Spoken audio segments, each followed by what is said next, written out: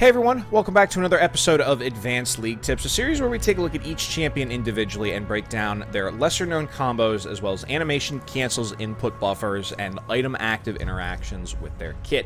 Today we're going to be do a part 2 for Hecarim because of the new item actives in the game, as well as a fan request to address ult bending to extend the range of his ultimate with Hecarim. So, to kick things off, I want to address the request to cover ultimate bending. Now, I have done research between Reddit, YouTube, and Google, as well as extensively experimenting with different combos in his kit, and it seems as though whatever was possible before, if ultimate bending was a thing, doesn't exist in the game's code now. Now, in the previous video, I did talk about ult flashing, which does extend the range of his ultimate in terms of landing his fear, but there is nothing besides that between item active combos as well as E ultimate and those combos to extend the range of his ultimate. So let me just explain real quick to reiterate how you extend the range using flash. So essentially the way his ultimate works is, you see here on this layout, you have a rectangle and a circle. So the circle is where you have Hecarim land, and where he lands is where the fear goes off. So you can see that this one took damage and feared, but only these two were damaged. So when it comes to ult flashing, and this only works directionally, so where his hitbox lands is the rule of thumb when it comes to landing his fear. So if I ult on top of these two, inversely, this one takes damage, but these two are then feared. So, looking at this fourth dummy, if I ult here, but then flash up to here, you'll see that the hitbox landed on these two instead of this one. So again, what I have been able to find is that the only way to really extend the range of Hecarim's ultimate is to ult flash in order to get the fear off, as well as the damage on an extended target, okay? So let's try that at max range on this back dummy. So let's make sure he doesn't get hit.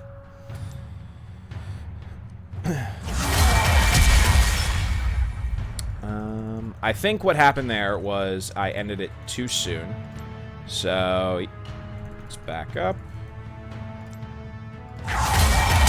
Yep. So, before the ultimate ends, we have to make sure that we flash. And what we were able to do was extend the range of his ultimate by, right before the ult ending here, we flashed on top of this dummy, and we were able to land the fear. Again, I apologize that I was not able to figure this one out, but it seems as though whatever was coded before, whatever bug may have existed, does not exist anymore. So let's get to the item active combos in terms of all the applicable ones, starting with Stride Breaker, because the bruiser items are what Hecarim is most likely to build. So, Stride Breaker is an interesting one. So looking at his E interaction, when he charges up, this has two ways of doing this. So, when you wait for the E to follow through, because it is coded as an auto attack, you'll have both instances of damage fire close to the same time. But there is a slight delay, as you can see, between the leap and Stride Breaker firing. Also, if you do it too late, both instances will fire separately instead of closer together. So there's actually Stride Breaker E. Let's spawn in the dummy. So that would be the inverse. So here, if I do both at the same time, relative to both hitboxes meeting, it does fire pretty close together. And then the other way that it can be done is, let me see here, that input got interrupted. And the other way that this can be done is going in for the charge, Stride Breaker, and then E.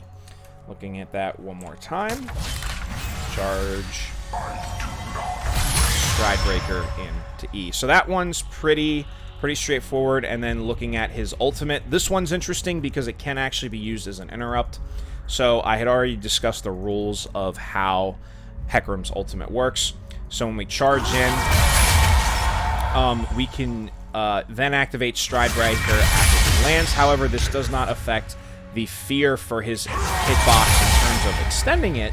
But one thing that is interesting is that where you activate Stride Breaker is actually where the fear will go off. So if I set his ultimate to max range and then activate Stride Breaker while I'm on top of another enemy, that will actually put my hitbox for the fear, for the coating of the fear, on top of this enemy instead of this one. Now, this can only be done going forward. So if my hitbox goes past, it will not fear this one because the hitbox for the ultimate is already passed. So in order to use that as an interrupt, charge forward, and then when your hitbox is on top of the enemy that you want to fear, you can activate Stride Breaker as an interrupt, and that's where you will fear the enemy. Now, taking a look at Gore Drinker, this one's a lot simpler, and this one actually does not function as an interrupt. So, in terms of Stride Breaker and E in, and Stride Breaker fires after the E concludes for the auto attack, and then that's the reverse. So charge in, and then get the the E into the Gore Drinker, and then just like the Stride Breaker, the opposite happens. Let me try that one more time.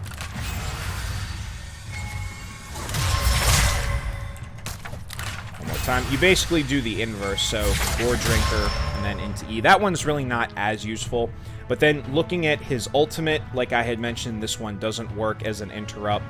So charge through, and at any point you can activate Gore Drinker, and it'll fire, and it'll charge up and fire as you're dashing, and it does not cancel or cause a dash or any kind of interrupt like Stride Breaker did. And just to give you an example, so charge through here, I don't like dash backwards or dash on top and fear here. In the case of Gore Drinker, wherever I land still is where the fear goes off. One thing I would like to note is that Gale Force works the exact same way that Stride Breaker does. Now, that does make you a lot squishier than Stride Breaker, so I wouldn't advise building it. Now, if you're looking for an interesting combo that is actually similar to Vi, the last item active is Prowler's Claw. So looking at his E with Prowler's Claw, there's two ways you can do this. Prowler's...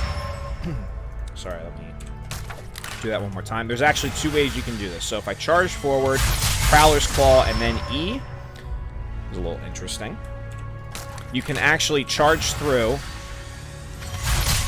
and then knock them back. So you can actually save flash if you do that one correctly, although that one is a little bit more of a difficult to do.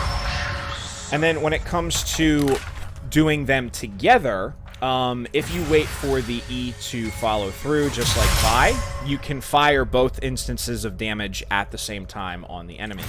So looking at that one more time, charge up E,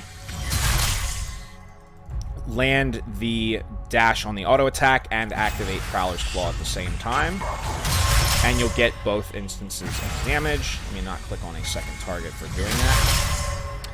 And then as far as his ultimate with Prowler's Claw is concerned, it works as follows. So this, I believe, is used as an interrupt as well. So if I'm ulting this guy, yep, if I'm ulting downrange, this also gets used as an interrupt, provided that my hitbox is on top of this enemy when I activate the Prowler's Claw. So if I go too far, then the fear isn't going to land. But if I do it just right, then the fear is going to land and the Spectral Riders are going to deal damage back there. Well, guys, that's all I have for you today. Again, as per the fan request, I apologize that I wasn't necessarily able to figure this out, but it seems as though with Hecarim's ult bending that Riot may have fixed it in the code. And then as far as the different item actives are concerned, remember Stride Breaker, Gale Force, and Prowler's Claw can be used as interrupts. on his ultimate, as well as different input buffers and cancels with his E to manipulate the range and fear of his ultimate, and then the double input buffers on his E with item actives to deal extra damage. As always, guys, don't forget to hit me up on Twitter, and for some awesome video game photography, don't forget to hit me up on Instagram. And as always, guys, thank you very much for watching, and we'll see each other again tomorrow. Have a wonderful day.